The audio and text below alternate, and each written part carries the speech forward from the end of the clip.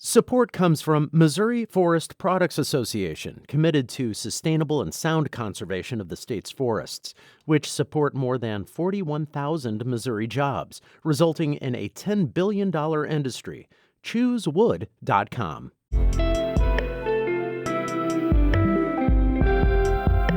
From the St. Louis Public Radio Newsroom, this is The Gateway. It's Monday, April 8th. I'm Jonathan Ahl.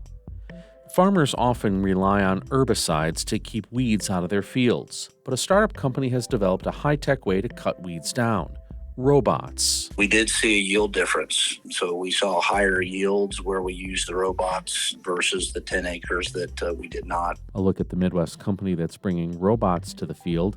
That story's coming up on The Gateway.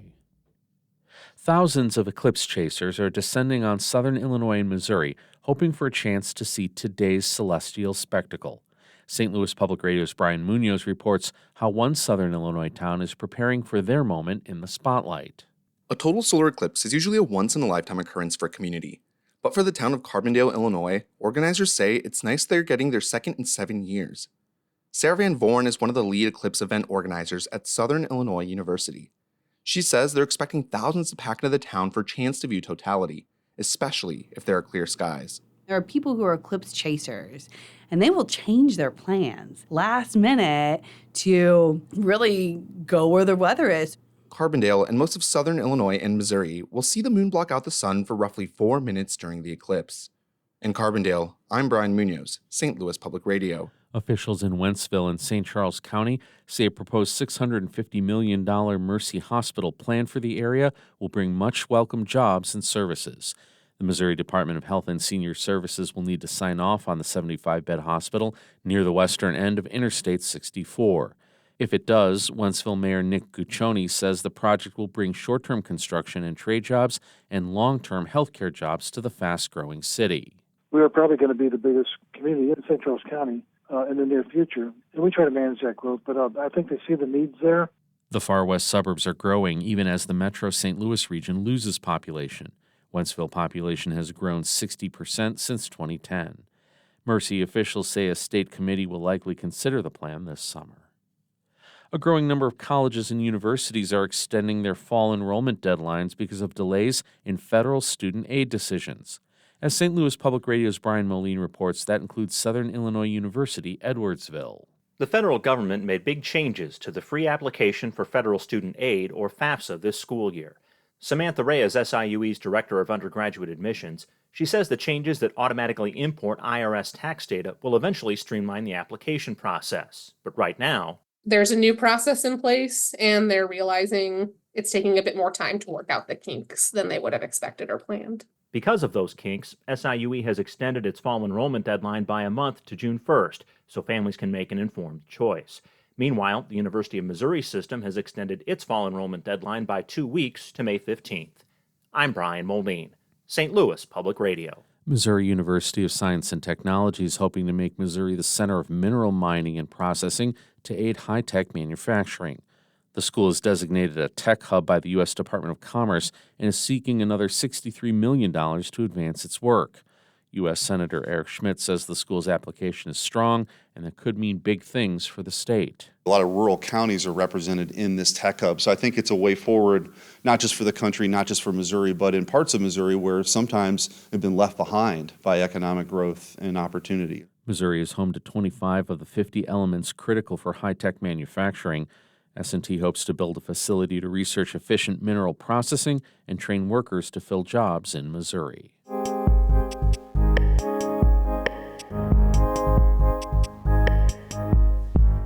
No farmer has the time to weed their fields by hand, so why not get a robot to do it?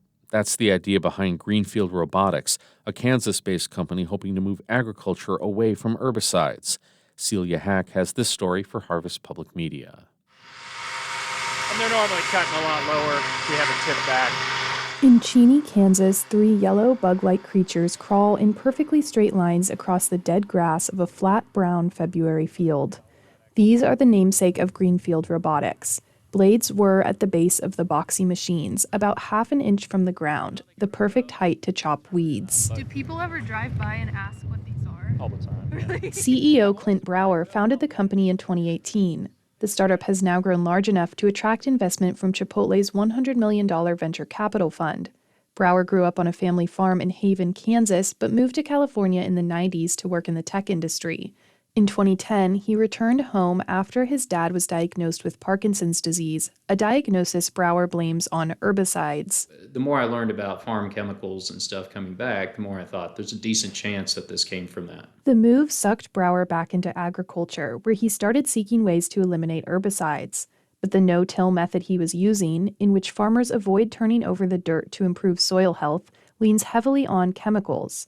In 2015, Brower started to notice the weeds in his fields were becoming resistant to herbicides anyway. There was no good way to get rid of those weeds, even though we had sprayed many times. And so what did we do? And so that was the beginning of this idea of, well, what if we just cut those weeds? Cutting weeds by hand wasn't exactly a 21st century answer.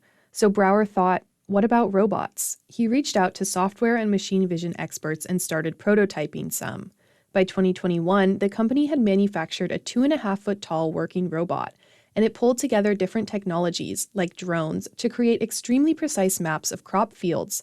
The robots follow these maps so that they're unlikely to accidentally chop down a crop instead of a weed. They plant the crop, then we fly over it with the drone. That's where the AI, we had machine vision that automatically recognizes everything that's going on in that field. The company currently has a fleet of 20 robots and under 50 employees.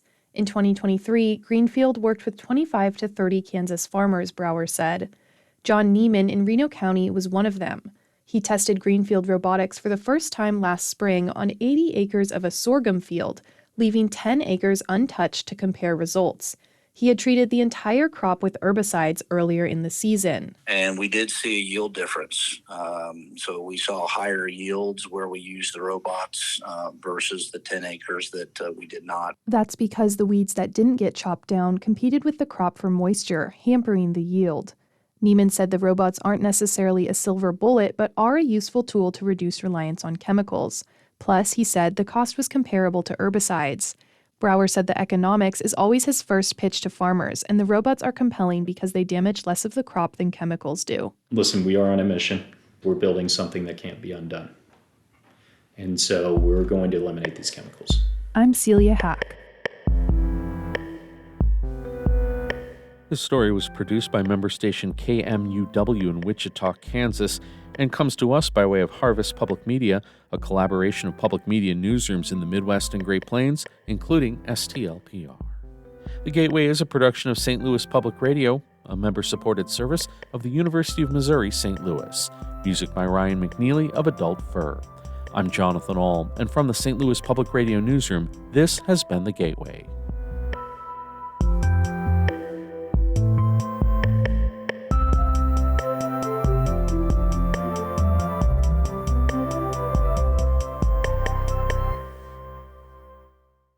Support comes from Missouri Forest Products Association, committed to sustainable and sound conservation of the state's forests, which support more than 41,000 Missouri jobs, resulting in a $10 billion industry. ChooseWood.com.